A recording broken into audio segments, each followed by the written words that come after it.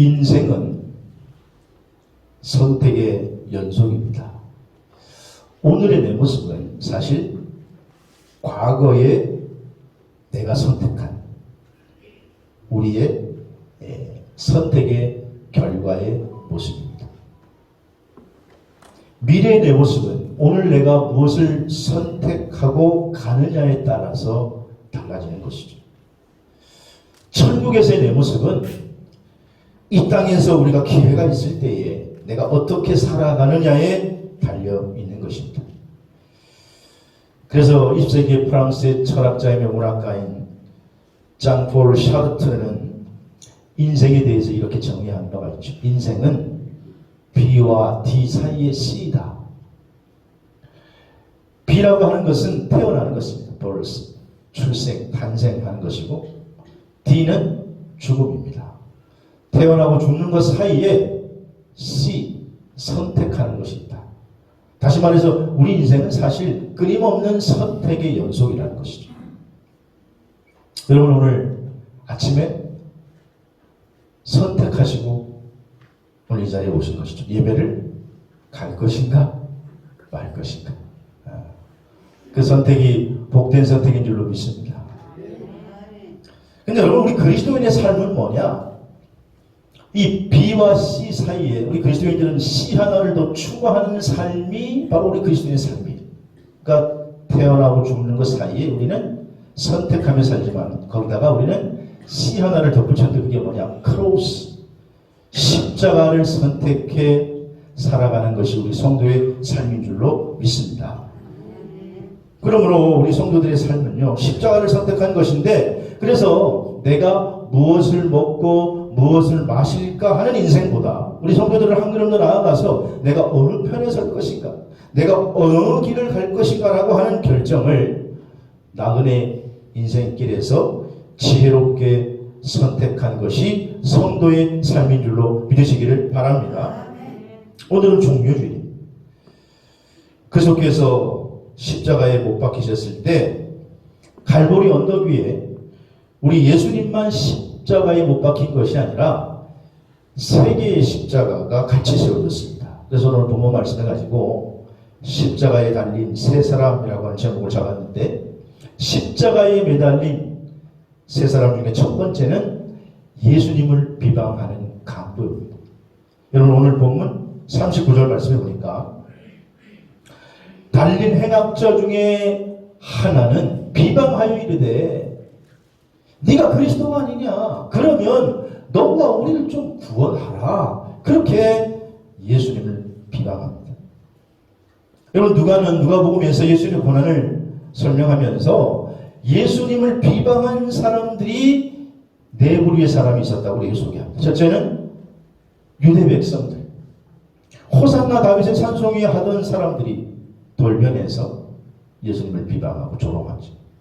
두 번째는 관원들, 세 번째는 군병들, 네 번째는 마지막으로 십자가에 달린 강도들이죠. 근데 이 네 종류의 사람은 공통점이 있습니다. 그들은 모두 예수 그리스도를 메시아로 인정하거나 믿지 못했다는 것입니다. 여기 오늘 이 비방하는 강도의 말을 들어보십시오. 내가 그리스도가 아니냐, 이렇게 말합니다. 여러분 지금 이 강도는요, 예수님이 그리스도인지 알고 있었습니다. 메시아인지 알고 있었습니다.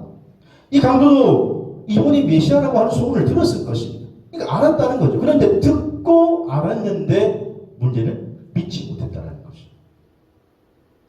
여기에 비방하여라고 하는 원문 에블라스페메이라고 하는 말은 헐뜯다, 모욕하다라는 뜻입니다. 다시 말하면 이 강도가 지금 아주 경멸적인 태도로 예수님을 무시하고 모욕하고 경멸했다는 것입니다. 거기다가 심지어 너와 우리를 구원하라, 명령형으로 말하고 있습니다. 아니 죄로 인해서 죽어가는 자기 처지인데 감히 예수님을 향해서 지금 명령하고 있다는 것이죠. 지금 이 비방하는 강도는요, 자기가 지금 상황이 너무 좋지 않아서 예수님을 깨닫지 못하고 비방하고 조롱하는 것이 아닙니다. 지금 다른 편에 있는 강도는 오히려 나중에 예수님을 영접하고 구원받는 모습을 발견하게 되는 것입니다. 그러면 여러분, 구원이라고 하는 것은요, 상황이 아니라 개인의 믿음에 의해서 결정되는 줄로 믿으시기를 바랍니다. 여기서 주목할 것은 이 비방하는 강도는 지금 다른 사람을 비방할 만한 자격이 있는 게 사실 아니에요. 우리가 인간적인 눈으로 봐도 그는 당연히 처형되어야 할 사람이에요. 왜냐하면 평생 못될 짓을 했고 평생 강도 짓을 일삼았단 말이에요. 그런데 예수님을 비방하는 이 강도는 감히 예수님을 판단할 위치에 자기가 서 있는 것도 아닌데 자기 자신을 보지 못하고 지금 나사렛 예수를 비방하면서 너 그리스도가 아니냐? 너가 왜 십자가에 달려있니? 그리스도라고 하는데 너가 우리를 좀 살려줘라. 이렇게 비방하고 있는 것입니다. 여러분, 여기서 우리가 하나 기억해야 할 것은 바로 판단이라고 하는 거예요. 여러분, 하나님은 우리에게 누구라도 다른 사람을 판단할 그런 권한을 주지 않았습니다. 다른 사람을 비판할 권한을 주지 않았습니다. 만약에 판단한다면 지혜로운 사람은 항상 먼저 나 자신을 판단해야 됩니다. 나 자신을 향해 판단의 화살을 향할 때 그것은 우리가 성찰이라고 말해요. 그리고 그것은 성찰함으로 내 연약한 부분을 고치게 되고 내가 더 성숙하게 되지만 그 판단이 남을 향할 때에는 그 판단은 비판이 되는 것입니다. 그 판단으로 하나님이 나를 판단하시면 뭐가 돼요? 심판이 되는 것입니다. 그러면 우리 성도들은 하나님 말씀으로 남을 판단할 게 아니라 나 자신을 판단해야 될 줄로 믿습니다. 나 자신을 판단하는 지혜가 있어요. 그래서 그 판단이 성찰이 되므로 우리가 자꾸자꾸 성장해 나가는 것입니다. 그런데 오늘 첫 번째 십자가에 달려있는 강도는 화살을 자기 자신에게로 돌리는 게 아니라 예수님에게로 돌리는 거예요. 네가 그리스도가 아니냐? 그러면 네가 우리를 구원해봐라. 이렇게 지금 비방하는 거예요. 사랑하는 여러분, 하나님의 눈으로 보면 인간은요 다 거기서 거기입니다. 그래서 우리말에 도토리 기재기라고 하는 말이 있어요. 거기서 거기라는 거예요. 성경은 말하기를 죄의 값은 사망이라고 그랬지 큰 죄는 사망이고 적은 죄는 사망이 아니다. 그렇게 말한 적이 없어요. 큰 죄든 작은 죄든 죄의 싹은 사망이라고 말씀하는 것이 하나님의 법입니다. 그러므로 우리는 하나님 앞에서 판단의 화살을 남에게 돌리지 말고 자기 자신에게 돌려야 될 줄로 믿습니다. 오늘 이 시대에 얼마나 많이 내가 하면 로맨스, 남이 하면 불륜이라는 말이 얼마나 많이 회자됩니까? 오늘 이 우리나라에 자꾸 남의 탓을 저 사람들 때문에 안 됐지 내가 지금 못하는 게 아니라는 거예요. 자꾸 다른 사람에게 화살을 돌리는 거예요. 오늘 이 갈보리 언덕 위에 있는 세 개의 십자가 중에 첫 번째 예수를 비방하는 강도는 판단의 화살을 지금 예수님께 돌리는 겁니다. 그래서 세 개의 십자가 중에 첫 번째는 예수님을 비방하다가 결국 구원받지 못한 강도의 모습을 발견하게 되는 것입니다. 사랑하신 여러분, 빛 대신 주님 앞에서 먼저 내 자신을 비춰 볼 수 있기를 주의 이름으로 축원합니다. 그런데 오늘 이 강도뿐만 아니라 예수님을 비방하는 사람들은 관원들도 비웃고 군인들도 예수님을 조롱했다는 것. 오늘 본문 35절에 보니까 백성을 서서 구경을 하고 비웃었다는 얘기예요. 관원들도 비웃어 이르되 저가 남은 구원하였는데 자기 자신도 구원하겠지. 또 36절에 보니까 군인들도 희롱하면서 그에게 신포도주를 줬다는 거예요. 여러분 그렇습니다. 십자가의 비밀은 사실 누구나 다 깨닫는 게 아니에요. 누구나 다 깨달으면 다 구원받을 수 있지. 그래서 고린도전서 1장 18절에 이렇게 말해요. 같이 시작. 십자가의 도가 멸망하는 자들에게는 미련한 것이요 구원을 받는 우리에게는 하나님의 능력이라. 할렐루야. 그러므로 오늘 종료주일의 자리에 나와 예배한 여러분, 십자가의 비밀과 능력이 저와 여러분에게 깊이 깨달아지기를 주의 이름으로 축원합니다.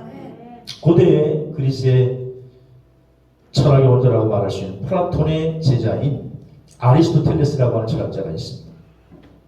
이 아리스토텔레스가 유명한 말을 많이 남겼는데 그가 남긴 말 중에 이런 말이 있습니다. 당신의 지금 모습은 당신이 반복한 행동의 결과이다. 당신의 지금 모습은 당신이 반복한 행동의 결과다. 여러분 그렇죠? 많은 사람들은 핑계를 댑니다. 내가 지금 이렇게 된 게 그때 내 상황이 그럴 수밖에 없었어. 근데 상황이 그때 그랬다니까. 상황적 핑계를 대. 근데 아리스토텔레스는 거기에 일침을 가하는 거예요. 아니야. 당신의 지금 모습은 당신이 반복한 행동의 결과라니까. 여러분 이 말을 거부할 수 있겠습니까?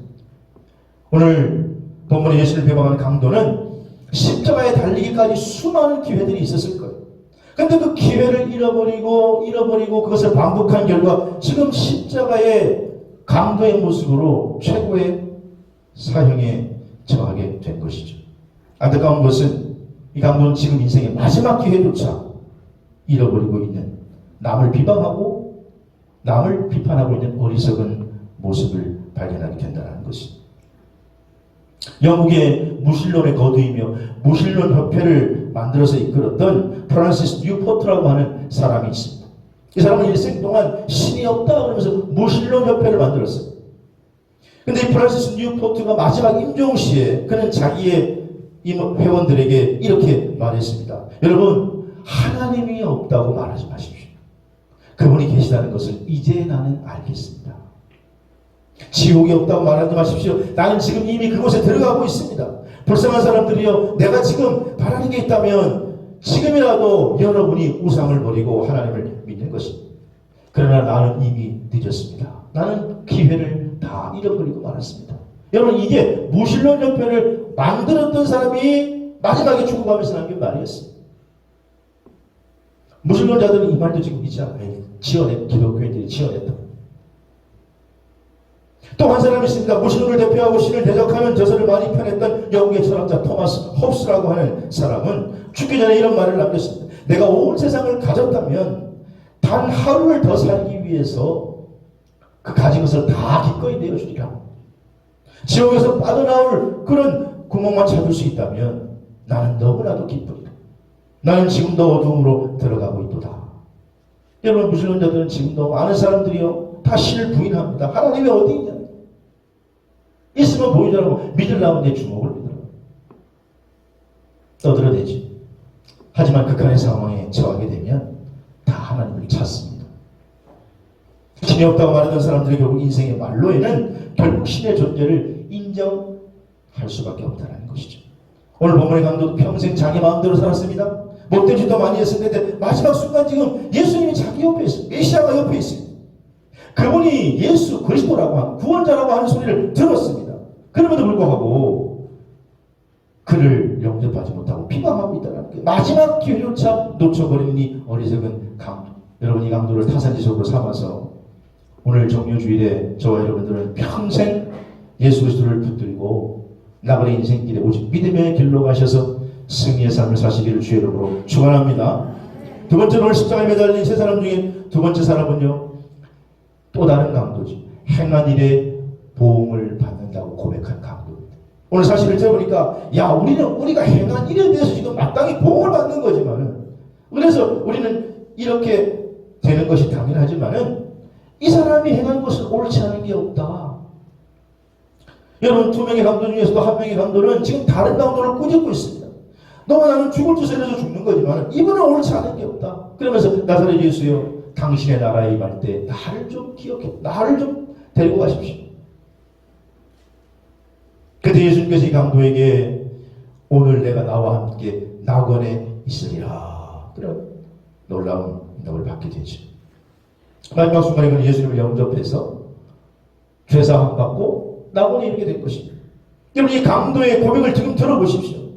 그는 자기 자신을 가리켜서 내가 행한 일에 대해서 나는 마땅히 내가 보응을 받는 것이다. 여러분, 이게요 회개하고 있는 거예요. 지금 회개의 첫 번째 모습이에요. 이 말은 내가 행한 일에 내가 마땅히 이렇게 된다는 것은 나는 죄인입니다, 그 말이에요. 내가 죄를 저질렀어. 그 죄의 대가로 이렇게 됐지만은, 그러나 이분은 옳지 않은 일이 없다. 이분은 메시아다. 이분은 구원자다. 이분은 죄가 없으신 분이다. 이렇게 좀 고백하는 거예요. 이게 바로 이 강도의 회개하는 모습이에요. 사랑하는 여러분, 신앙의 과정 속에서 제일 중요한 단어가 사실은 회개입니다. 회개하지 않으면 하나님 앞에 설 수 없고, 회개하지 않으면 죄 용서함 받을 수가 없고, 회개하지 않으면 하늘 문이 열리지 않습니다. 근데 사실 우리들은 이 회개라는 단어를 별로 좋아하지 않죠. 그러나 여러분, 회개는 금과같이 정말 귀한 것인 줄로 믿으시기 바랍니다. 이 강도는 마지막 순간에 회개함으로 구원의 기회를 잡았습니다. 여러분, 아이러니컬하게도요, 예수님과 더불어 천국에 첫 번째로 들어간 사람은 베드로가 아니었고 사도 바울이 아니었고 바로 이 마지막에 회개한 강도였다는 거.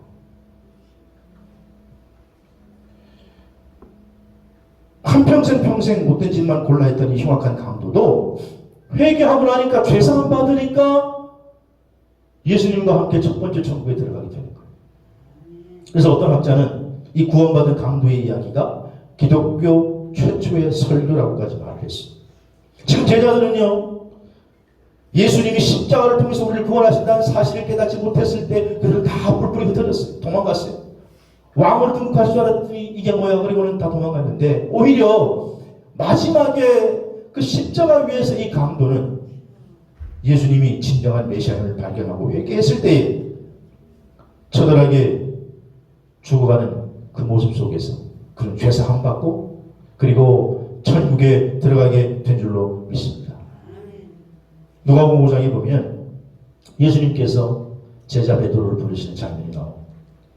시몬 베드로는 갈릴리에서 장뼈가 굵었던 어부입니다. 어부. 그러니 고기를 한두 번 잡아봤겠습니까? 근데 그날따라 밤새도록 고기를 잡아서 잡으려고 그물을 내렸는데 한 마리도 잡지 못했습니다. 근데 오늘 아침에 예수님께서 그날 아침에 오셔서 한참 말씀을 하신 후에 베드로에게 깊은 데로 가서 그물을 내려라 그렇게 말하는 거예요. 깊은 데로 가서 그물을 내려 고기를 잡으라니까 베드로의 상식으로는 도저히 이해할 수 없죠. 여러분, 당시에 그물은요 지금처럼 좋은 그물이 아니고 세마포 그물인데 낮에 보이면 고기가 눈에 다 띄고 깊은 데는 고기가 있지도 않습니다. 자기 상식으로는 도저히 맞지 않는데 주님의 말씀에 순종하고 그랬더니 한 번에 그물이 찢어질 만큼 두 배 가득 차게 고기가 잡히게 됐습니다. 다른 어부들은 이야 오늘 죄송합니다 땡 잡았다 그렇게 하고는 그냥 좋아서 어쩔 줄 모르는데 그때 베드로의 반응이요 심상치 않은 거예요. 베드로는 두려워서 벌벌벌 떠네. 누가복음 5장 8절 보니까 시몬 베드로가 이를 보고 예수의 무릎 아래 엎드려 이르되 주여 나를 떠나소서 나는 죄인이오소이다. 아니 지금 고기가 지금 가득 차가지고 두 배 가득 차고 배가 만성이 돼서 지금 기분이 좋은데 왜 베드로는 지금 벌벌 떨고 있을까요? 베드로도 나사렛 예수가 메시아라는 소문을 들었어요. 알았어요. 그러나 믿지는 않았습니다. 그런데 오늘 이 기적을 통해서 야 이분이 메시아가 맞구나. 그의 말씀에 권능이 있구나. 그래서 베드로가 이때 두려워 벌벌 떨면서 예수를 부르는 호칭이 바뀌는 겁니다. 처음에는 선생님이요 뭐 한번 말씀해 주십시오 라비요 하지만 이 기적을 체험하고 난 뒤에 베드로는요 퀴리오스 주여 내 인생의 주님이신 당신은 메시아군요. 내 인생의 주님이시여 나를 떠나십시오. 나는 죄인입니다. 베드로는 기적을 통해서 예수님 메시아님을 깨닫고 그 앞에 엎드려 회개하는 거예요. 사랑하는 여러분, 지금 십자가에 매달려 회개하는 강도의 모습이나 베드로의 모습은 회개를 통해서 예수가 그리스도임을 구주가 됨을 믿게 되는 줄로 믿으시기 바랍니다. 그럼 회개라고 하는 건 뭐냐? 회개. 우리가 많이 들었던 회개는 메타노이아라는 말이에요. 메타노이아는 방향을 전환한다라는 거예요. 방향을 전환하는 게 회개인데 미국의 침례교 평균도 설교자로 많은 부흥운동을 일으켰던 무디 목사님은 회개에 대해서 이렇게 설명을 했어요. 회개라고 하는 것은 꽃병 속에 집어넣은 주먹 같아. 이게 뭔 말인가 하면 여러분 우리가 주둥이가 좁은 꽃병 안에 우리가 주먹을 이렇게 쓱 움켜서 이렇게 쓱 집어넣으면 들어가는데 그걸 그대로 주먹을 움켜쥔 채로 입구가 작은 꽃병에 주먹을 빼려고 하면 주먹을 움켜쥐고 있는 채 빼려고 하면 빼줘요? 안 빼줘요? 네, 안 빼지죠. 그러니까 움켜쥐면 주먹을 뺄 수 없고 손을 펼 때 뺄 수 있듯이 오늘 우리가 세상에 쥐고 있는 게 얼마나 많아요. 우리가 우리의 탐심, 이기심, 교만, 음란, 쾌락 이런 것들을 꼭 붙들고 잡고 있으면 우린 죄의 굴레에서 벗어날 수가 없다는 거예요. 근데 그 손을 놓으면, 열린 손으로 빼면 우리는 거기서부터 나올 수가 있는 것이죠. 그러므로 무디는 꽃병 속에 넣은 주먹을 펴고 거기에서 손을 뺄 때, 그리고 그 열린 손으로 예수 그리스도를 붙들 때에 그게 회개라고 말하고 있는 것입니다. 오늘 두 번째 강도는 첫 번째 예수님을 비방한 강도와 똑같은 삶을 살았습니다. 그러나 그는 마지막에 죄라는 꽃병 속에서 자신의 주먹을 펴고 그 손으로 마지막에 예수 그리스도를 붙잡았다는 거예요. 그때 주님께서 내가 오늘 나와 함께 낙원에 있으리라 그렇게 말씀하신 거예요. 낙원이라고 하는 것은 구원받은 영혼들이 쉬는 곳인데 강도도 회개했을 때에 그곳의 주인공이 된 줄로 믿습니다. 그럼 사랑하는 여러분, 회개하여 구원받은 이 강도의 모습은 우리의 모습인데 오늘 우리도 회개의 손을 펴고 그 손으로 예수 그리스도를 붙잡아야 될 줄로 믿습니다. 회개가 천국 문을 여는 줄로 믿으시길 바랍니다. 세 번째로 오늘 십자가에 매달린 세 사람 중에 마지막은 좌우편 사이에 매달린 예수님이죠. 예수. 오늘 본문 33절에 보니까 해골이라는 곳에 이르러 거기서 예수를 십자가에 못 박고 두 행악자도 그러했는데 하나는 우편에 하나는 좌편에 있더라. 여러분 지금 갈릴리 언덕에 십자가가 몇 개가 있는 거예요? 3개가 있는 거예요. 당시의 십자가는 로마 시대의 최고의 사형 틀입니다. 그러니까 십자가형은 아주 최고로 처참하게 사람을 죽여야 하는 사형제도이기 때문에 로마에서는요, 로마 시민권을 가진 사람들에게는 이 사형제도를 적용하지 않았습니다. 그래서 우리가 잘 아는 것처럼 예수님 제자 가운데 베드로도 순교했고 바울도 순교했는데 베드로는 십자가형을 당해서 순교했는데 거꾸로 십자가에 매달려 죽었다고 그러잖아요. 그런데 바울은 단두대에서 그냥 목이 잘려 죽었어요. 그러면 차이가 뭐냐? 바울은 뭐예요? 로마 시민권자예요. 그 시민권자는 그 십자가형을 하지 않는 거예요. 너무나 고통스럽고 끔찍하기 때문에. 그 시민권자가 아닌 베드로는 십자가형을 당한 거예요. 그 정도로 십자가는 잔인한 사형인 거예요. 지금 갈보리 언덕에 3개의 십자가가 있습니다. 첫 번째는 죄는 있지만 뉘우치지 못하고 구원받지 못한 강도의 십자가. 두 번째는 죄는 있지만 뉘우치고 구원받은 강도의 십자가. 세 번째는 죄가 없음에도 온 인류의 죄를 대속하기 위해서 스스로 죽음을 감당하시는 예수님의 십자가. 여러분 두 강도와 예수님의 가장 큰 차이는 바로 죄의 문제라는 거예요. 두 강도는 자기가 저지른 죄 때문에 지금 그 죄값을 치르고 있는 거지만 예수님은 자신의 죄가 아닌 인류의 모든 죄를 대신 치르고 계신 것입니다. 그리고 주님께서 십자가 위에서 마지막에 다 이루었다 그렇게 선언하십니다. 인간의 눈으로 볼 때는 똑같은 모습으로 죽어갑니다. 세 사람이 다 똑같이 보입니다. 그런데 가장 처참하게 죽어가면서 무슨 십자가 위에서 다 이루었다. 그게 무슨 말이 됩니까 여러분? 그런데 예수님은 인류의 죄를 대속하기 위해서 거기에 매달려 있는 거예요. 그러니까 여러분 갈보리 십자가를 우리가 육신의 눈으로 보면 전혀 이해할 수 없어요. 영적인 눈으로 볼 때 비로소 진실을 볼 수 있는 줄로 믿으시기 바랍니다. 그래서 하나님 나라는 육에 속한 게 아니라 영에 속했다는 말이 그 말이에요. 지금 예수님의 십자가를 중심으로 좌우편에 십자가가 세워졌습니다. 그래서 그 십자가는 의인과 악인을 나누는 기준이 됩니다. 그런데 아무리 악인이라도 예수님의 십자가를 통과하면 모두가 의인이 될 수 있는 것입니다. 문제는 가운데 십자가를 통과하느냐 통과하지 못하느냐. 가운데 십자가를 통과한 강도는 구원을 받았고 가운데 십자가를 통과하지 못한 강도는 구원을 받지 못했습니다. 왜냐? 예수 그리스도만이 길이요 진리요 생명이고 그로 말미암지 않고는 아버지께로 올 자가 없기 때문인 줄로 믿으시기를 바랍니다. 그래서 요한복음 14장 6절에 예수께서 이르시되 내가 곧 길이요 진리요 생명이니 나로 말미암지 않고는 아버지께로 올 자가 없다고 말씀하십니다. 사도행전 4장 12절에도 다른 이론은 구원을 얻을 수가 없다는 것입니다. 천하 만민 중에 구원을 받을 만한 다른 이름을 우리에게 주신 일이 없음이라고 분명히 말씀하고 있습니다. 다른 거로 구원을 받을 수가 있다고, 뭐 다른 사람으로 구원을 받을 수가 있다고 그렇게 말한 적이 없다는 것이죠. 그럼 오늘 예배 참석한 여러분 다 예수 그리스도의 십자가를 통해서 구원에 이르게 되기를 주의 이름으로 축원합니다. 하루는 바리새인 중에 니고데모라고 하는 유대인 지도자가 한밤중에 예수님을 찾아왔습니다. 그는 영생에 대해서 궁금했는데 정말 어떻게 해야 영생을 얻지? 만약 영생이 있다면 이걸 못 얻으면 아무리 이 땅에서 잘 살아도 끝장 아닌가? 그러니 궁금해서 미치겠는데 낮에는 사회적인 신분이 있으니까 밤에 몰래 예수님을 찾아왔습니다. 그래서 어떻게 해야 도대체 영생을 얻습니까? 묻는 것이죠. 예수님께서 이렇게 대답하십니다. 사람이 거듭나지 않으면 영생을 얻을 수가 없다. 그러니까 니고데모가 아니 거듭나면 다시 태어나야 된다는 얘기인데 내가 한 번 태어났는데 어떻게 어머니 뱃속에 또 들어갑니까?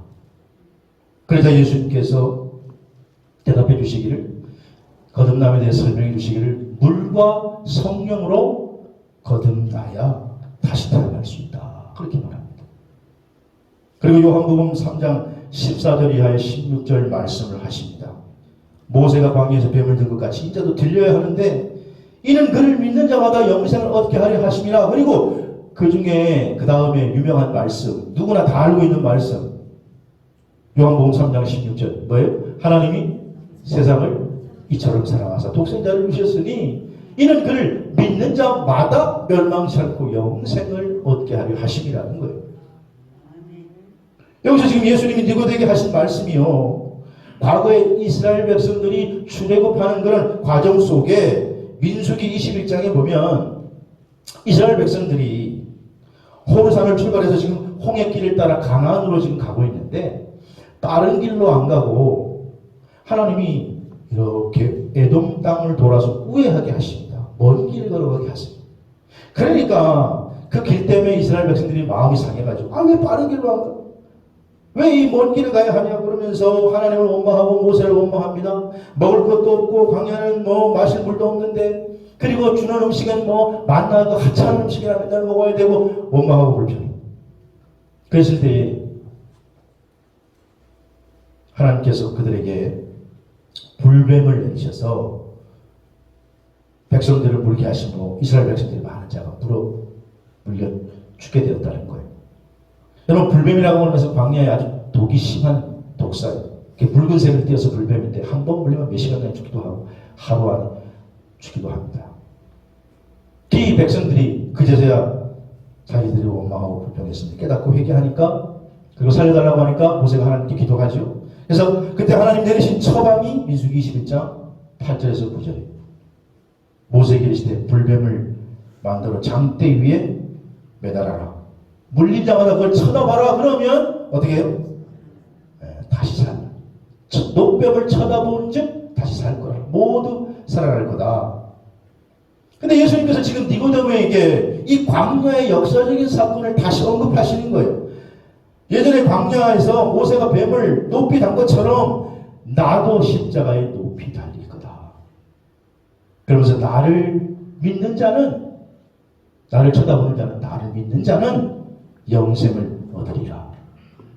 주님께서 니고데모에게 미리 지금 십자가의 비밀을 알려주시고 내가 왜 십자가에 달리는지 그 대속의 비밀을 지금 말씀해 주시는 거예요. 여러분 오늘 종료주일에 예배 참석한 여러분, 십자가가 여러분의 능력이 되기를 주의 이름으로 축원합니다. 십자가가 여러분에게 구원이 되기를 축원합니다. 십자가를 바라보야 삽니다. 십자가가 여러분에게 회복이 되기를 축원합니다. 기독교의 중심부에서 십자가인 거예요. 갈보리엔 세 개의 십자가가 세워졌습니다. 가운데 나사렛 예수 그리스도의 십자가, 양옆에는 강도의 십자가예요. 이 양옆의 십자가는 우리 인류를 예표하는 겁니다. 그러나 누구든지 가운데 나사렛 예수 그리스도의 십자가를 통과하면, 어떠한 경우에든지 그 십자가를 통과하면 죄사함 받고 영원한 낙원의 주인공이 되는 줄로 믿으시기 바랍니다. 그러면 오늘 그 십자가에 달린 예수 그리스도를 다시 한번 깊이 각인하고 그 십자가를 품고 죄를 이기시기를 바랍니다. 십자가를 통해서 마음의 상처가 회복되기를 축원합니다. 십자가를 품고 좌절의 자리에서 다시 일어서기를 주의 이름으로 축원합니다. 십자가가 오늘 저와 여러분에게 능력이 되기를 주의 이름으로 축복합니다.